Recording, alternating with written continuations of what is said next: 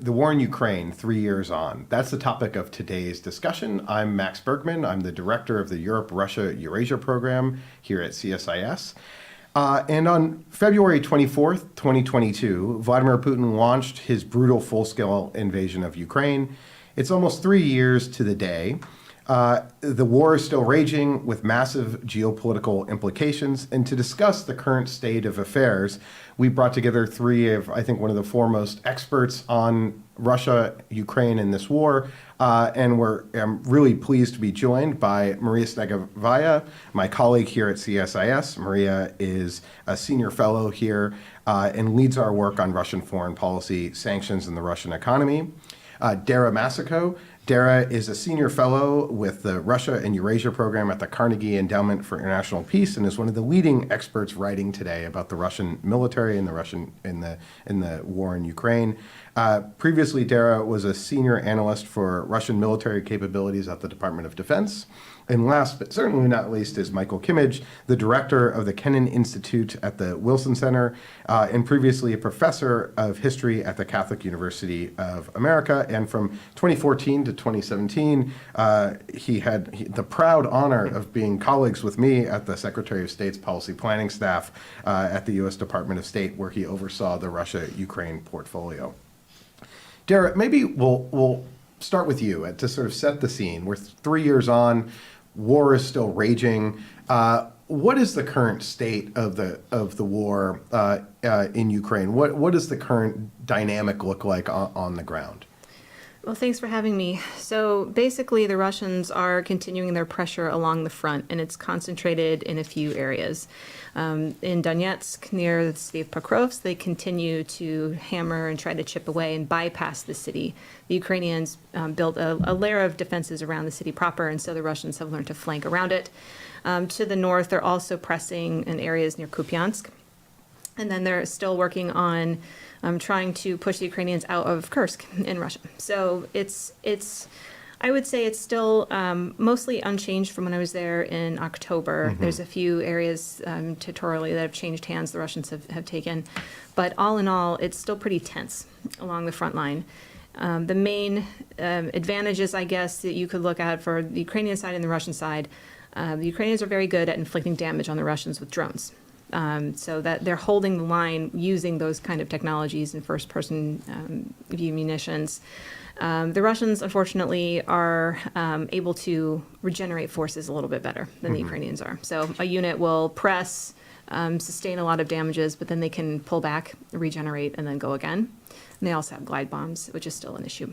The main difference, I would say, between now and the fall is the use of wired drones, fiber optic drones. You can't really jam them. They're a big issue for the Ukrainians. They're working on their own to try to match. And this is just where we are at this phase of the war. It's the attrition is heavy. The casualties are terrible on both sides. Territory doesn't really change hands, but the more interesting and troubling aspect about this is what is happening to the units that are defending. They're getting hollowed out. Now, if you went back a year ago and said, okay, we are, where we are today, and looked at, how would you sort of characterize the war having progressed? I mean, it seems like the Russians have just gone on countless offenses that have gained territory, but maybe not as much as they had hoped for, and that the war seems pretty static. Ukraine also launched its own offensive into Russia, into the region of Kursk.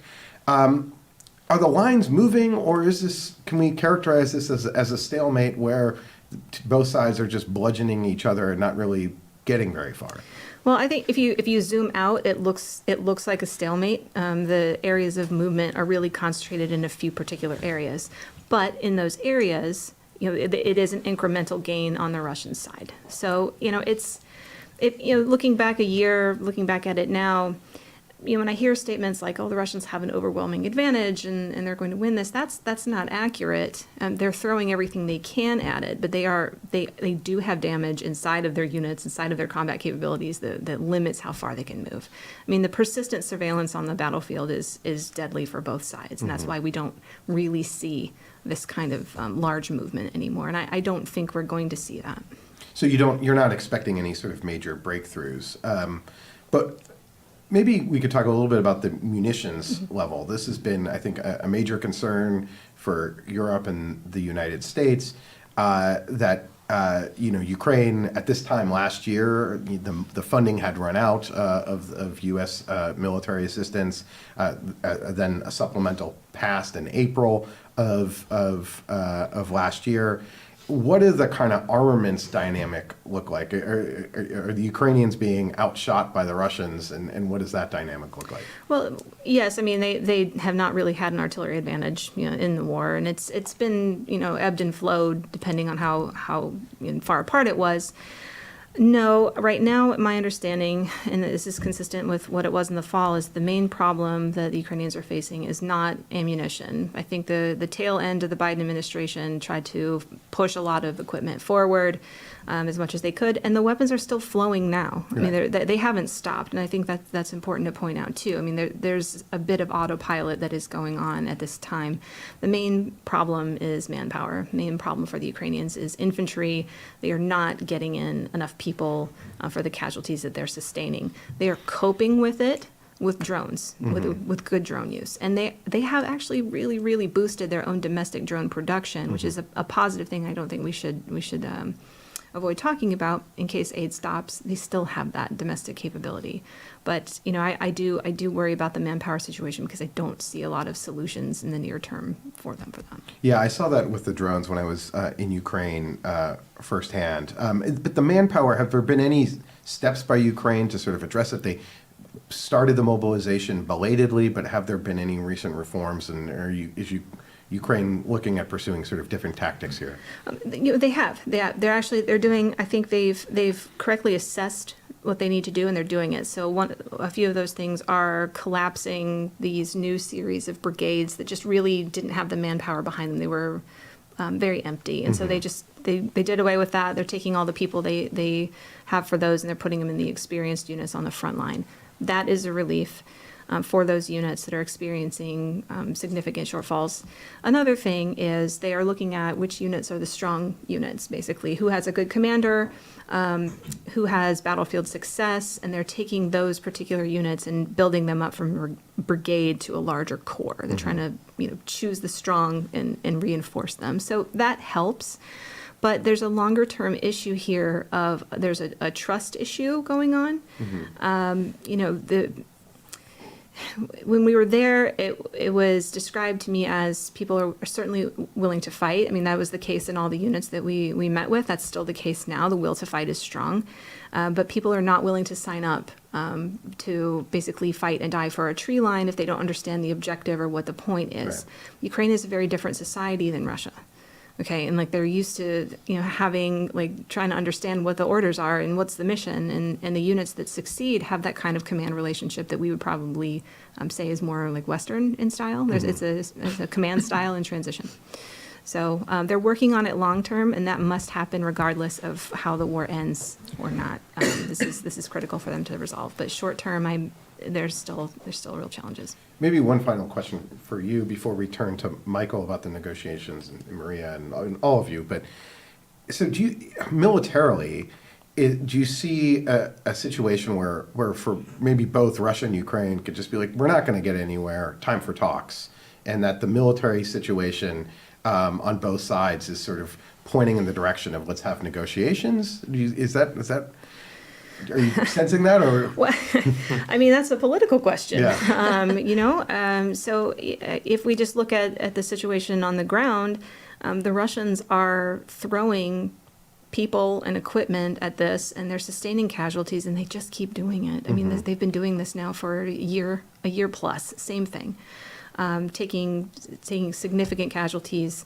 in the process and just recommitting people no matter how poorly wounded or how badly wounded they are. That we're not seeing people on crutches on the Russian side being sent in. I mean, it's bad. But again, the Russians have not stopped what they're doing. They don't stop the attacks. They haven't stopped missile strikes. Drone strikes are heavy, and this is all since the election. So if there was a thought that, maybe they'll ease up a little bit to see what that does for talks, I haven't seen it. And on the Ukrainian side, they're just trying to hold the line. Yeah. Michael, let me turn to you. It's been a very eventful last few weeks in transatlantic relations, as well as in Russia, Ukraine, U.S. Policy.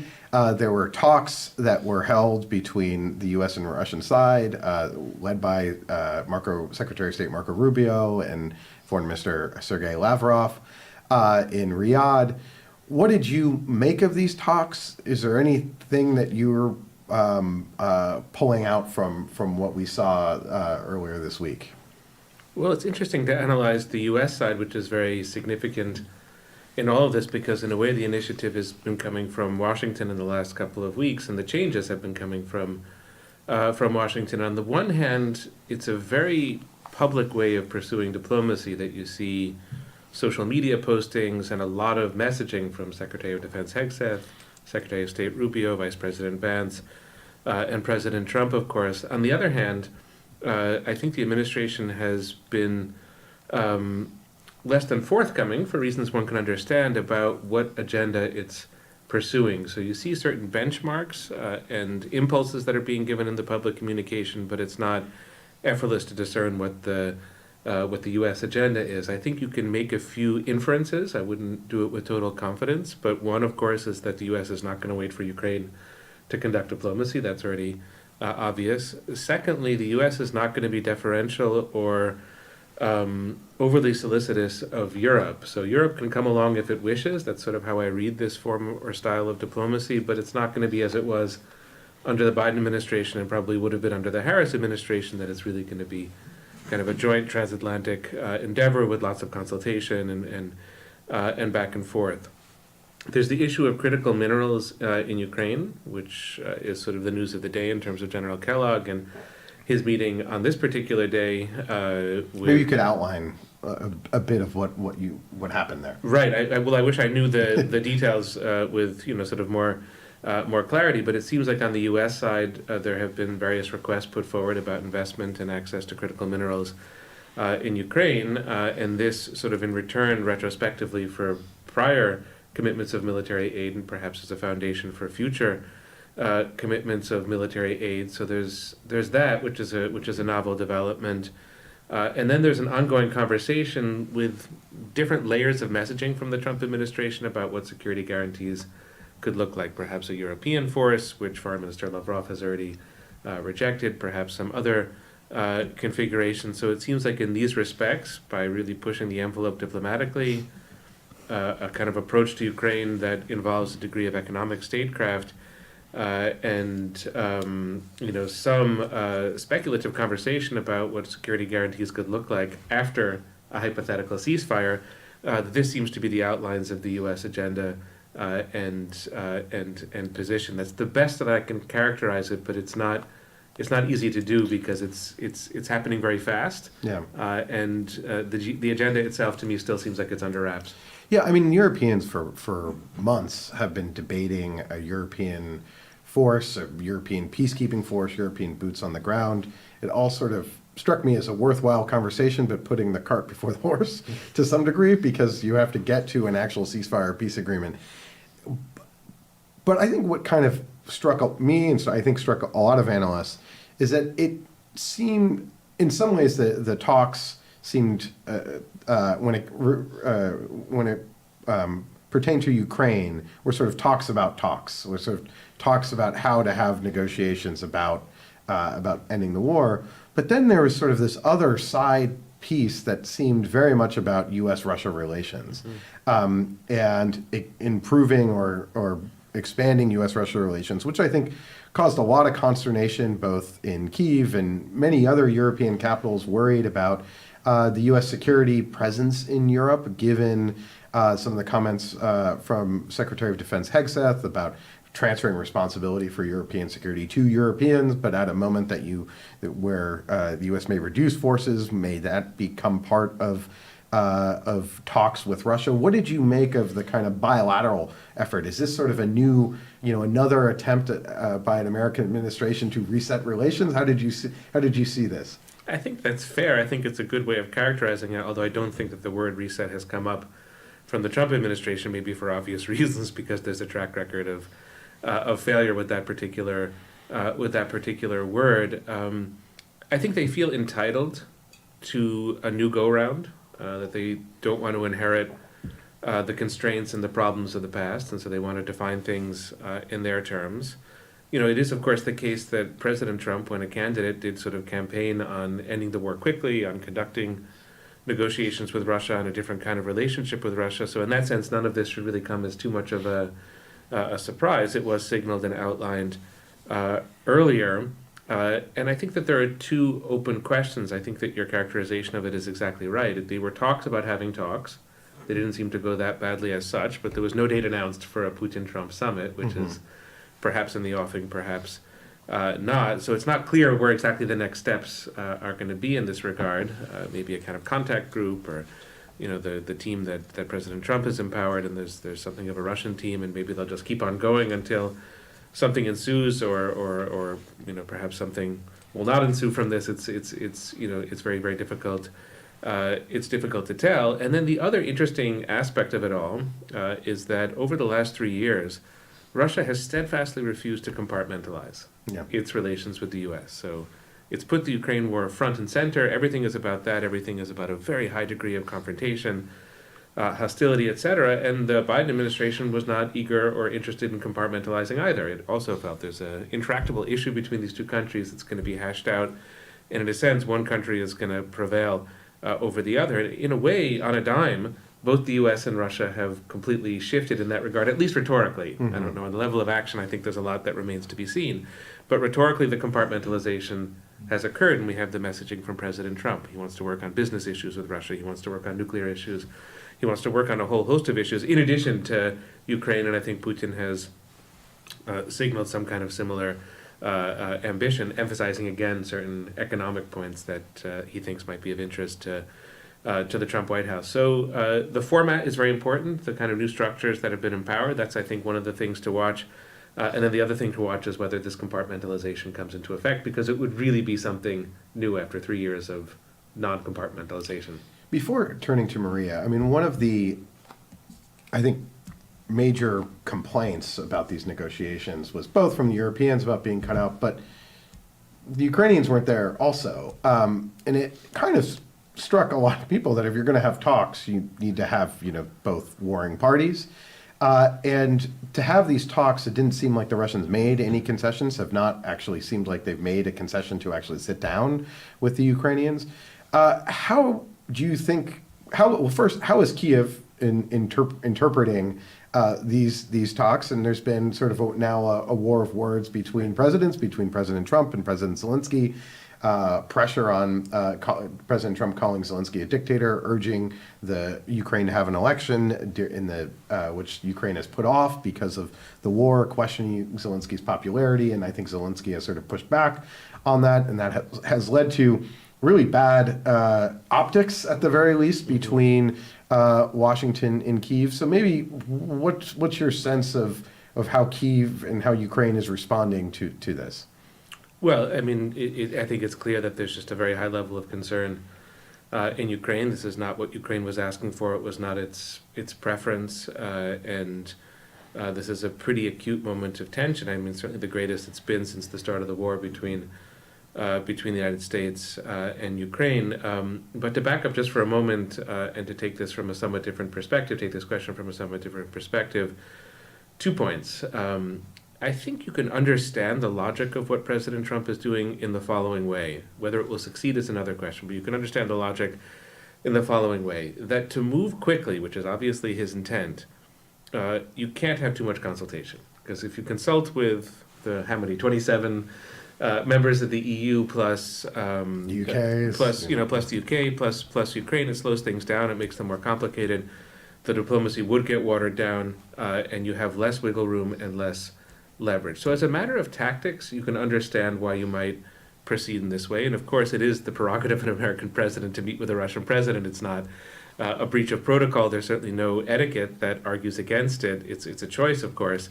And you can kind of understand why, for the sake of speed or for the sake of flexibility, this might be done. But the second point... Maybe just a quick thought on your first point, is that Yeah, I mean, the U.S. has indeed negotiated with Russia over the heads of Europeans on all sorts of nuclear issues. sure. The New START treaty when I was in government. The difference, though, is that there was an effort to also reassure the Europeans about that we are not sort of undermining their Absolutely. security. And I think that's the part Absolutely. where the other side of the Munich Security Conference, especially with Vice President Vance's remarks and others, that we're sort of giving it to Europe in sort of both ways, locking them out and then also providing the opposite of reassurance. No, that's But absolutely correct. interjecting So, and- there's a and- kind of upping of the ante when it comes to grievances that the Trump administration has with Europe at exactly this moment, and that's very, very relevant as context. But the second point is that, it's very important for the U.S. at the moment, for the Trump White House to understand not just the nature of its leverage, which is considerable, because of all the military assistance the U.S. gives to Ukraine, but it's very important to understand the limits of its leverage. And the limits of its leverage mean that if you're going to have successful diplomacy, it's going to have to be a lot about persuasion. It's going to have to be about persuasion on the Ukrainian side if the U.S. is going to push past certain Ukrainian thresholds, which could, of course, happen because of the situation that Dara just described on the battlefield. Europe is an extremely important actor in all of this because of the aid it provides, because of its equities in the region, in Ukraine, because of refugees that Europe has absorbed, et cetera, et cetera.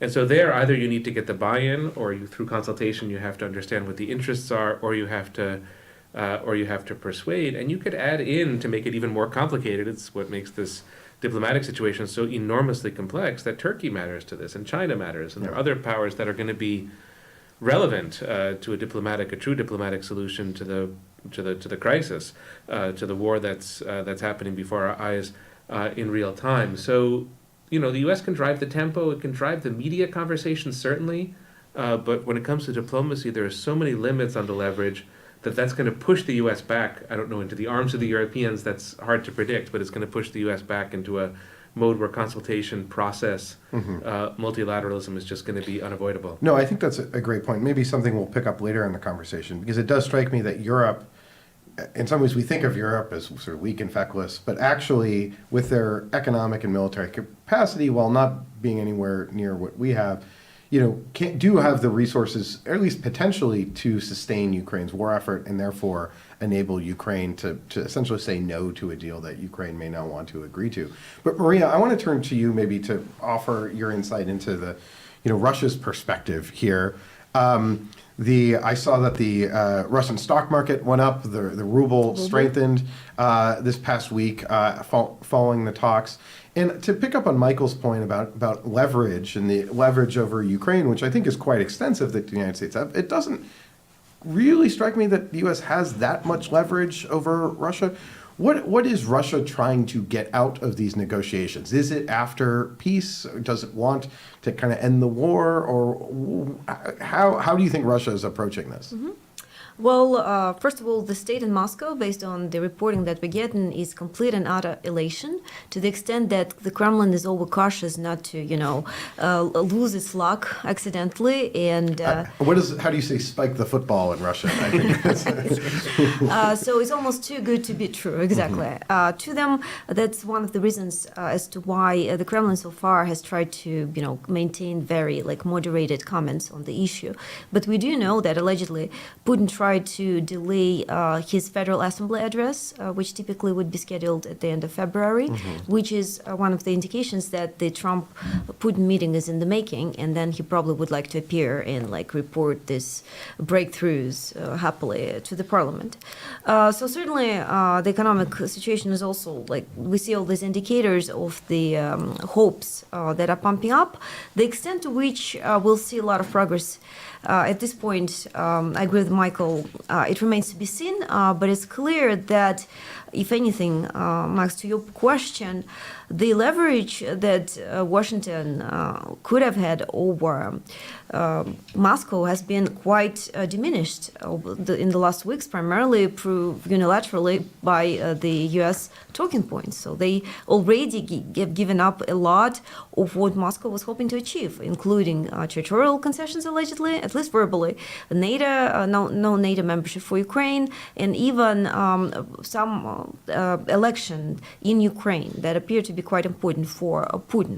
I will flag that, again, we do not know for sure what has been discussed in Saudi Arabia during the meetings between the Russian side and the US side, but some of the talking points talking about how exactly these negotiations could potentially proceed, including the freezing of the front line, then elections in Ukraine, and then specific details, arrangement to keep the peace in place. Actually, to me, they're quite reminiscent of the Minsk II, where, if you remember, there was the same sequence of the event. First, you freeze the line, then you hold elections, then you seize control of the border to Ukraine. And this is very interesting that the Kremlin seems to have this playbook that it keeps pushing forward across various contexts. Also, the insistence on keeping this point about elections in Ukraine, seemingly unrelated to the territorial occupation of Ukraine, tell us that the maximalist goals of the Kremlin are pretty much still in place. Then, otherwise, why would the Kremlin be pushing so eagerly the election, which allegedly, in the Kremlin view, could bring a pro-Kremlin candidate to power? Personally, I believe it's highly unlikely, but the Kremlin is not particularly known for adjusting its priors regarding Ukraine. That is not something that we've seen in 2014 or 22, for that matter, 2022. Accordingly, the thinking may be then, even if not the pro-Kremlin candidate, but then they maybe can get some sort of political destabilization in Ukraine, which would eventually allow the Kremlin strong leverage over Ukraine. So the maximalist goals appear to be still very much there. This is also congruent with what we have seen the U.S. Intel reporting just a couple of days ago. But when it comes to the leverage that the U.S. administration can have over Russia, this is very questionable. We know, as a matter of fact, that sanctions lift has been consistently discussed.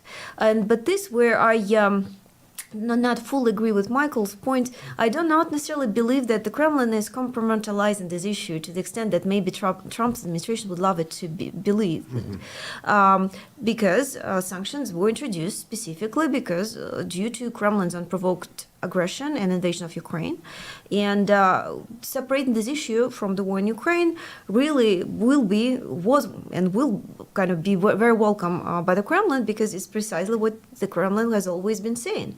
It's been saying that the sanctions weren't justified and completely illegal on the side of the West, and so they should be lifted regardless of what is happening in Ukraine. So if anything, this is again one of the Kremlin's aspirations from the start. You know, one of the theories about Russia right now is that, well, they're maybe not making the gains they hoped on the battlefield, and their economy is starting to sputter. Do you think Putin is under pressure economically to try to end this war, to try to have a negotiated settlement because of the Russian economy? How much pressure is that putting on Vladimir Putin right now? Yeah, well, the domestically Russian economy is not doing great, and it wouldn't be right to say that sanctions do not work. They do create a significant strain on the Russian economy. There is growing inflation, and there is slowing down economic growth, which altogether create the risks of stagflation, exactly what you'd expect given the Kremlin's war Keynesianist model that is known for creating risks of stagflation. Nonetheless, most analysts, most economists assess that even under given constraints, without sanctions lift or anything like that, the Kremlin can continue the war for a couple of years at the very least. Domestically, we have also seen more or less compliant elites and society with the war, and if anything, a reshuffling of the society in a way that makes it easier for Putin to achieve, sort of sustain his goals. So there is no imminent pressure on the Kremlin that would push it towards the negotiation table. But at the same time, I would also disagree with some of the talking points of the U.S. administration that Russia is completely invincible, right? As Dara pointed out, there's actually a lot of damage that Russia has sustained. It so far is able to deal with it, but it's not getting any better. And altogether, if sanctions were to be reinforced, because Russian economy has lost a lot of the protection mechanisms that would have otherwise helped it in case of a big blow, for example, an incident that would push the oil prices down for a while can be really detrimental for the Kremlin. So it's not invincible, but it's also nowhere near complete collapse. And Is there any sort of domestic political pressure right now on Putin? It's been about a year since the murder of Alexei Navalny. The liberal opposition has largely fled Russia, especially in the early days of the war. Is there any signs of kind of internal strain amongst Russian elites, amongst the oligarch class that really just wants to get rid of sanctions, cut a deal, and we can maybe reopen to the West? Is there any inclination of that and sort of dissonance when it comes to support for this war inside of Russia? I would say that going back to business as usual would be popular among the elites, especially the oligarch groups. But it's important to keep in mind that the control is in Silovikis, the security service kind of hands, who have very hawkish and revisionist aims that have not been so far achieved. So the maximal goals have remained as predicted. If anything, Putin has consistently pontificated, said that he expected the West resilience to break down. He always said, and that is actually congruent with the Soviet vision of the West, that new democracies are highly unstable, unpredictable. They can't commit to something in the long term, and eventually a new candidate will come to power who would sort of abandon previous commitments. And unfortunately, it looks like in that regard, Putin was not wrong based on the new developments in the US politics. Accordingly, if anything, that reconfirms the Kremlin that they have a very good understanding sense of the West, and if anything, they can do basically they can achieve the goals, which do not only include control over Ukraine. A reminder, right? But there's much more ambitious goals regarding the radical revision of the European security for NATO to go back to 1997 borders and whatnot. That I think will very much remain in place, and if anything, many within the Kremlin elites will feel empowered to do that. In fact, we already see like rumors of them saying similar things. Great. I think we've done a really good job at sort of setting the current stage of sort of where things stand. I mean, it strikes me, and I'm curious if anyone agrees or disagrees with this, but I think the kind of Russia expert community is quite skeptical that negotiations are going to result in sort of a firm and lasting peace, or that they'll make a lot of headway. I mean, do any of you see kind of a clear path for these negotiations to result in something that is somewhat stable, or even a ceasefire outcome where the shooting stops and both sides can sort of lick their wounds and maybe prepare for round three, but at the very least stop fighting? Do we see a scenario in which that comes about? Dara, maybe I'll put you on the hot seat. Well, so both would benefit from a ceasefire in different ways, right? The Russians will reconstitute; they're already doing that regardless. The Ukrainians can have an opportunity to address some of these manpower and training issues, refit some of these units. The Ukrainian units are not able to rotate off the line very often because the Russians target them ruthlessly when they're doing it, and there's not a strategic reserve available. A ceasefire would allow them to have that opportunity. There's different types of things like physical barriers and minefields and things you can put in place. But from a larger perspective, the new administration is talking a lot about economic recovery, economic development. Let's partner with Kyiv and sign this document on rare earths and oil and everything else. But it's not really a good business investment for whichever businesses to invest in Ukraine if they're still taking missile salvos every month. Right. There has to be some kind of agreement in place where the missiles will stop, the drone attacks will stop, electricity can be restored. I mean, these are the kind of things that if they're trying to use economic development as a policy hook, which, I have some concerns about that, but you have to have a ceasefire in place in order to pursue that. And Right. I don't see that same kind of attention, like here, sign this document on rare earths, but there's no security agreements in place. They're incompatible. Right. This is one of the major challenges for Ukraine in economic recovery. Right. Attracting businesses to invest in Ukraine that are going to build physical factories and things like that, or mining facilities that could be targeted is a real challenge. I guess, Michael, I mean, how do you see the prospects right now for success in terms of either just stopping the fighting or a long-term peace agreement? Well, of course, as all of us do at this table, I wrote a piece about this a few days ago and offered two suggestions that the diplomacy should be very incremental in nature and should be very private in nature, and it does seem to me shockingly that the White House didn't listen to my advice in this regard, but let me just lay out what I think is the most optimistic case scenario for negotiations, because as you say, Max, there's a lot of agreement about where things could go wrong, but it's useful maybe just as an imaginative exercise to see where things could go right. So the most optimistic scenario I can come up with is not one that revolves around a ceasefire, and not one that revolves around a document, Minsk, like referring to the diplomacy that was conducted in 2014 and 2015, where documents were signed, but they had very little bearing on the actual situation. So not a sort of Treaty of Versailles type diplomacy, but instead, and there was an inkling of this in Riyadh, instead a kind of concerted effort to moderate, minimize, and sort of draw back the war itself. And the inkling that I noticed was the trial balloon put forward by the Trump administration that there could be reciprocal diminishments in strikes on electrical grid, that Ukraine would strike less in Russia and Russia would strike less in Ukraine. That's something that Foreign Minister Lavrov immediately swatted away. But it seems to me like in theory, that's a very good approach, because there has to be the realization in both countries, Ukraine and Russia, that neither is going to win completely. There has to be a realization in ways that Dara has just been laying out, that the costs on both sides are very great. And there has to be the realization that on both sides, it's not visible yet in Russia, it's a little bit more picturable in Ukraine, but there could just be cracks in the political edifice. But, we say that Russia looks, solid and stable, but so did Russia look solid and stable in 2023 when a military mutiny occurred to the surprise of everyone. And now we're even more into this long and terrible war, and so the pressures under the surface have to be even greater. So if there are those incentives, I think there might be the potential for scaling back the war. And the appeal of this model to me is that Putin doesn't have to lose face by claiming that he's giving up on some of his objectives.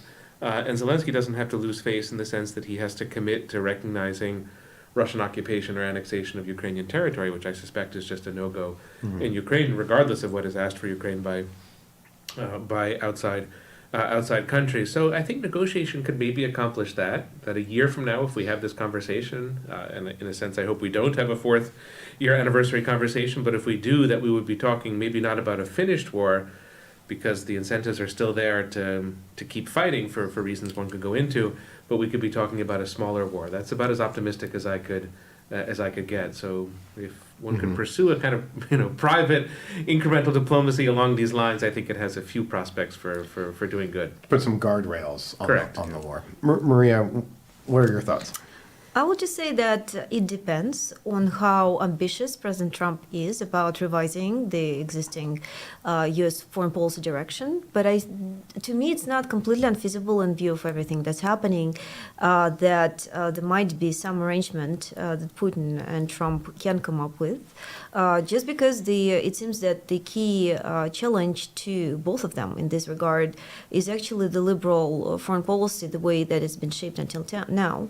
And some of the talking points on the Trump's administration seem to be hinting in that direction. I don't know if that's achievable, and really a lot will depend on how well the Kremlin is able to play its cards. But so far, we have seen the Kremlin very aptly, I'd say, credit where credit is due, choosing its rhetorical points in a way that really echoing a lot of Trump's positions. For example, Putin has said before that 2020 election was stolen from Trump, that the war wouldn't have started if Trump was the president, and that Trump took the bullet like a hero. And in response, he's getting a lot of his talking points I've actually echoed often by the U.S. Administration members. Like, for example, the fact that Ukraine may have started this war. The Ukraine is the one to blame, not Russia. So I don't know. I guess a lot remains to be seen. It's very much in flux. But as we know from books like Sergei Radchenko's Around the World, the Kremlin ambition is really goes way beyond Ukraine. It's about running the world. And it's not completely unfeasible that the new reset between the U.S. and Russia could have elements of that in mind. If we're thinking ambitiously, as the U.S. president and the Russian president seem to be thinking, that is not completely off the table at the moment. To give my sort of hot take on this, and Michael, as a historian, as the child of two historians, I think worries me a lot that Vladimir Putin has gotten into history in his sort of later years. Now, he's in his 70s, of course, in the summer of 2021, sort of wrote about Ukraine's importance to Russia and Russian history in a very sort of warped perspective on Ukrainian history. But to me, he's been in power for 25 years. He is effectively, I think, thinking about his place in history as sort of Vladimir the Great or Putin the Great, and where would he be in history if he agrees to just sort of take a little bit of territory in the Donbass for a war that lasted for 3 years? And so I'm nervous that the maximalist objectives that Russia had at the beginning of this war. And, Dara could correct me if I'm wrong, but, the initial invasion was pretty maximalist on what they were trying to achieve. And then we've seen a year of massive offensives that haven't gotten very far, but have sort of don't really seem like they're, turning down the efforts there. And I guess my concern is that, I think they see an opportunity to basically sideline the U.S. from supporting Ukraine. And that what we saw last year, around this time last year, is a Ukrainian military that was withering on the vine without U.S. weapons supply, and that Europe maybe doesn't have the capacity or ability to come in and backfill, or the speed of which they can do that. And so another year or so, if we're unfortunately maybe talking about this a year from now, or maybe 2 years from now, that then in a war of attrition, one side usually breaks down first. And so, Dara, maybe if we could transition to the pessimistic view, hypothetically, if Russia is not intending to actually have a settled negotiation here, but maintaining its view of a maximalist, objectives of subjugating Ukraine and basically eliminating Ukrainian democracy, what are they hoping for militarily? Are they hoping that Ukraine runs out of weapons, or how would they, if that is, Putin is giving the order to its military, what is he telling them to plan for, and how do you think they would implement that? So I think, we've had three years of this phase of the war, moving into the fourth, and we're seeing Russian policy decisions and revealed preferences from how they're choosing to fight this, because you don't see Vladimir Putin tapping into the 25 million, men that they claim that they have in strategic reserve to do this. They did one time 300,000 emergency mobilization, and they're buying everybody else off with very good benefits, very good wages. But that is a policy choice. He does not surge people into this to decisively end it on some terms. I mean, this is it's managed politically with what he can get away with at home. And so I think about that, and I think people are like, oh, the Russians are willing to do X, Y, Z. No, they haven't. They haven't been willing to throw people into it. And the same could be said for the Ukrainians as well. Their demographic situation is bad, but there are plenty of men walking around the streets in Ukraine of all ages. I've seen them. But the policy choice is, we are not going to use these people like World War I. We're going to use drones and FPVs and other things like that to try to minimize the casualties. That's a policy choice too. So, Putin, I think probably minimum would like it in a world where he occupies all of the areas that he annexed into Russia, right? Illegally, Donetsk, Luhansk, Zaporizhia, Kherson. He does not have the military to deliver that to him. And he will not have it for several years. And again, all of that is completely fungible based on what kind of support goes into Ukraine, what decisions they make on the ground. So reality hits him in the face every time.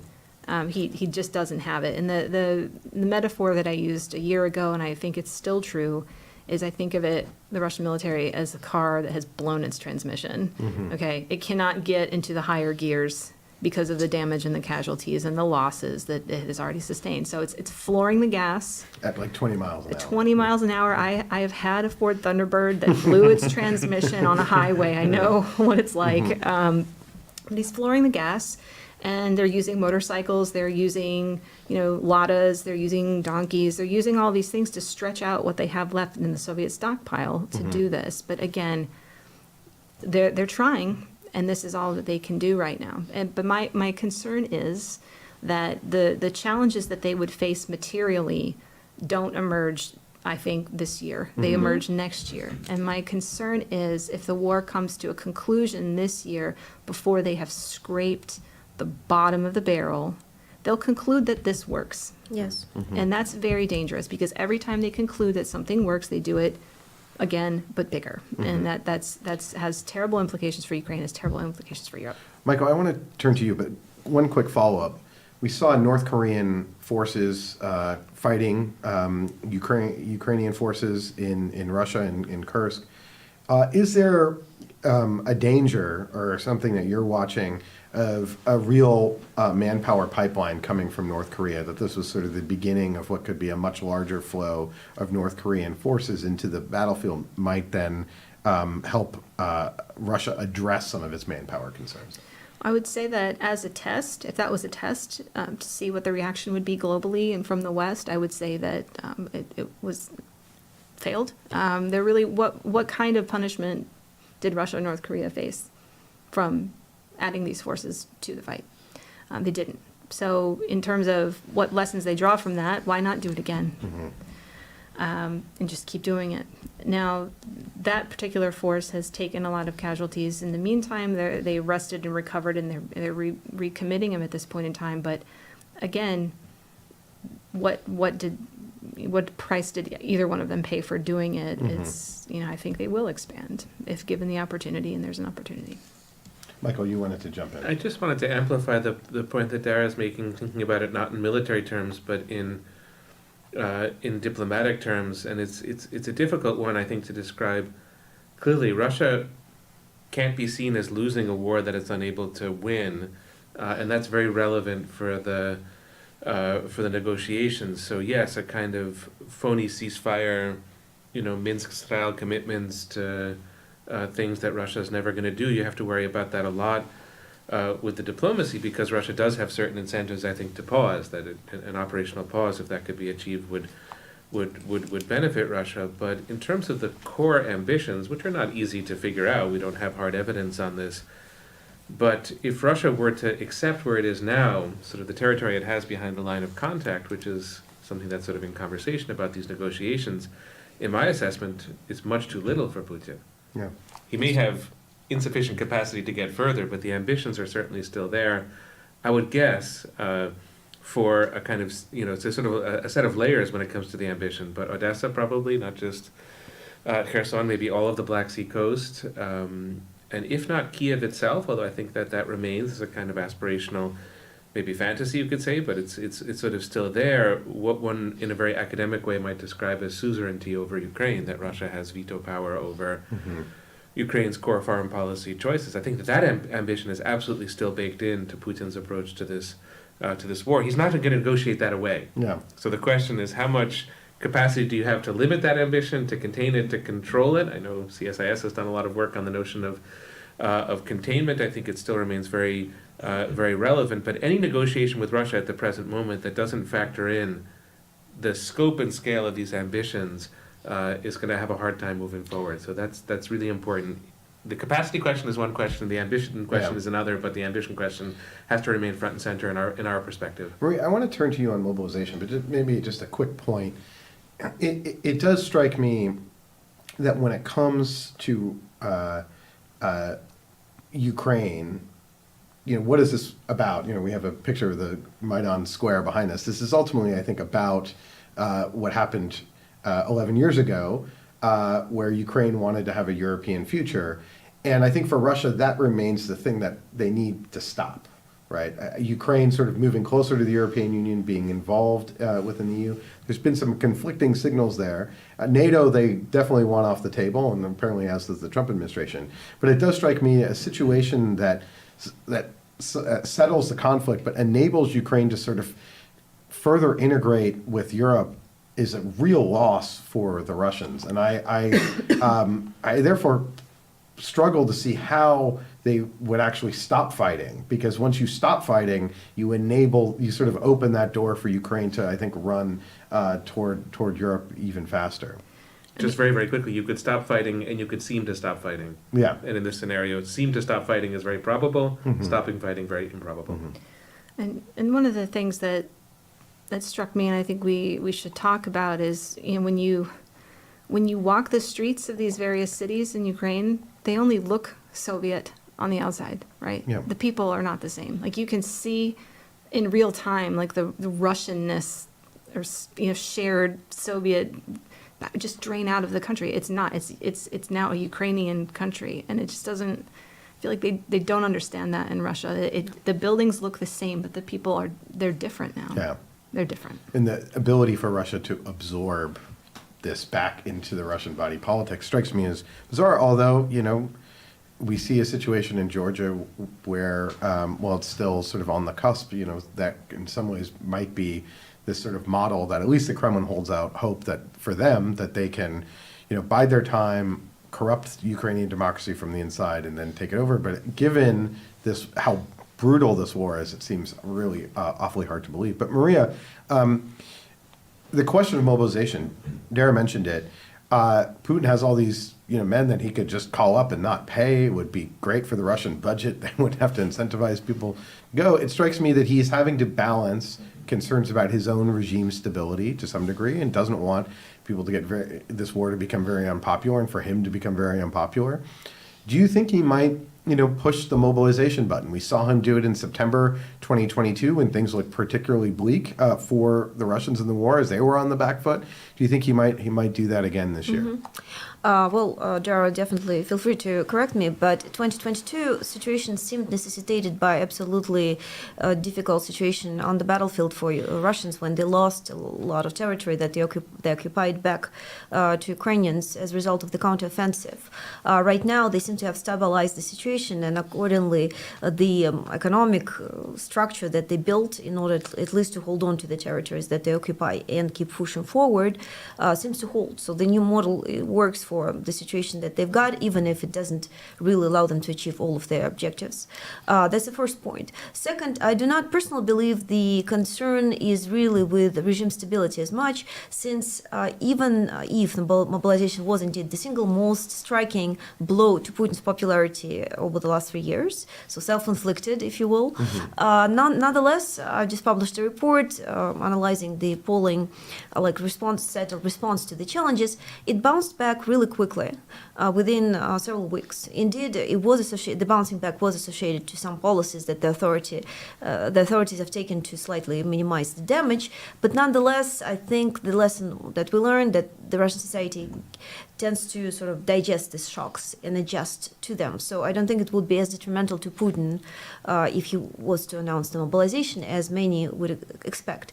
Having said that, I do believe one of the problems with such a large-scale mobilization is actually economic in nature, and that is because a Russian economy really is functioning at the full potential in terms of labor, and there is huge labor shortage. And just extracting in a very crude way a lot of people from various industries without allowing an adjustment would be actually problematic for the economy and for the military-industrial adaptation, among other things, more than it will be problematic for Putin personally, I think. And that is possibly one of the major reasons why the Kremlin has avoided doing that. Instead, it's a flexible model. And again, the Kremlin is has very Soviet thinking in a lot of ways about the world, but the instruments, the tools are very modern, very contemporary, right? We see that everywhere, like the use of internet for disinformation purposes, but also the use of the market means for all sorts of the needs that they have. And this flexible adaptation allows people decide, all right, based on market incentives, who wants to go fight. And typically those are people who are struggling to have decent jobs. Accordingly, they're basically trading their lives in return for these generous benefits. And it's the system that seems to be working. Actually, it takes away the people who do not find necessarily the need within Russia, and essentially allow the country, the society, sort just of less vital workers less vital, being and pulled out, those maybe who have the flexibility to do that. So I think it's a model that's very efficient, and the Kremlin so far has the resources to do that.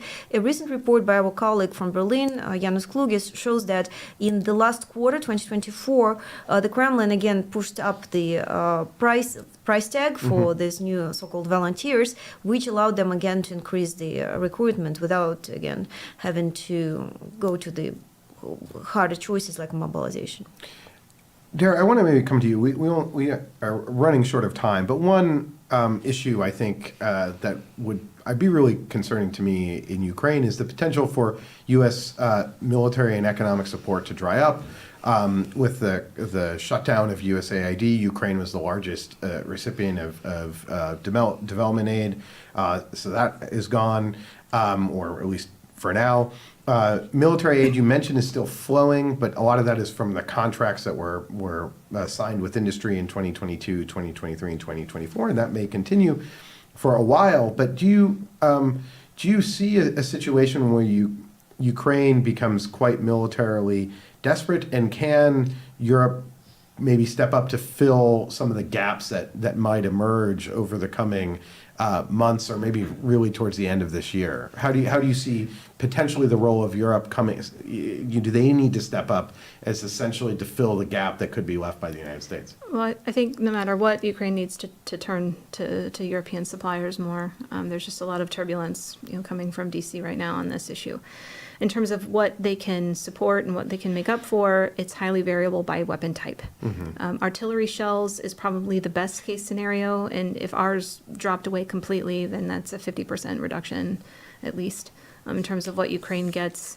But the bigger problem is some of the more advanced systems like Patriot and some of the other air defense systems that we supply from here would run out. There are European variants like NASAM and IRIS-T that are very good. It would be very problematic for the Ukrainians, but I don't think it's a full stop to the war. So much of this at this point relies on artillery and drones and air defense. But I think, if there's other issues like intelligence and planning, if that gets turned off, then that's a whole nother, we probably don't have time to open that can of worms up, but that's another problem. Great. Well, maybe final question for everyone. I guess if we're projecting ahead, and you can take this question any way you want to see it, how do you see the next year playing out? You can be specific. I'm not going to force anyone to make any sort of specific judgments on where they think things are going, but what are the things that you're looking out for the next year, things that maybe we should be watching for? How hopeful are you that this time next year we won't be having this conversation? So maybe Michael, start with you. Well, I think the diplomacy is really, really complicated, and we've already laid out some of the reasons in the course of the conversation. The issues themselves are complicated. The territorial issue is highly complex.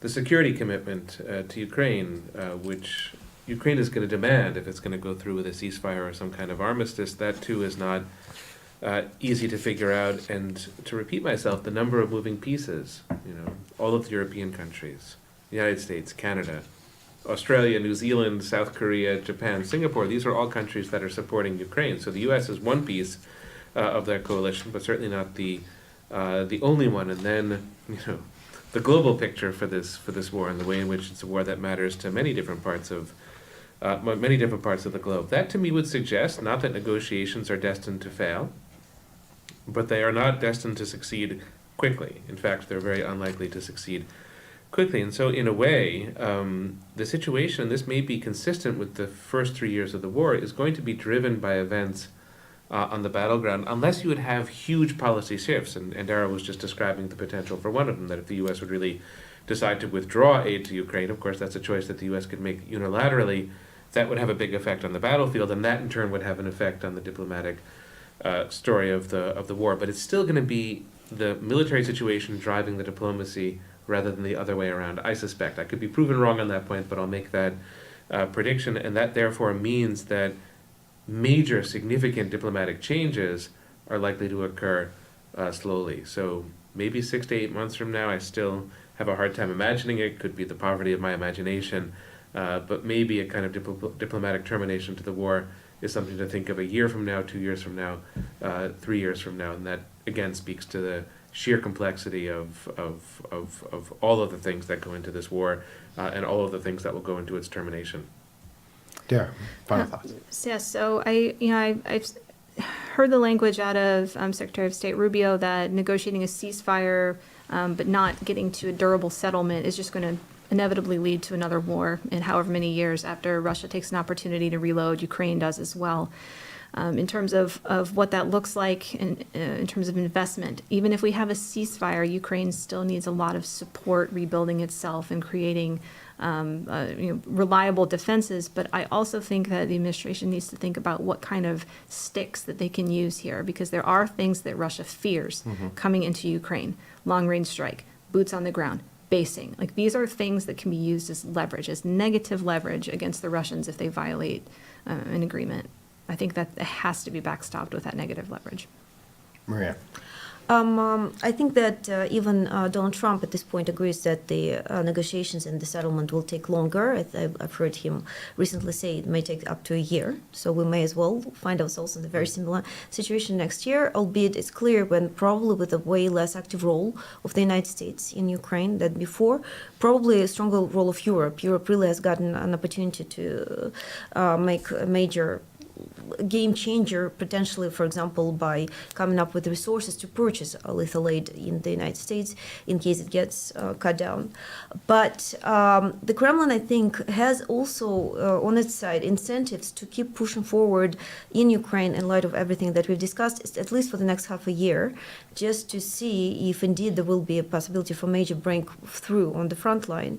I think that one of the reasons why it will be in the Kremlin's interest to try and prolongate these talks.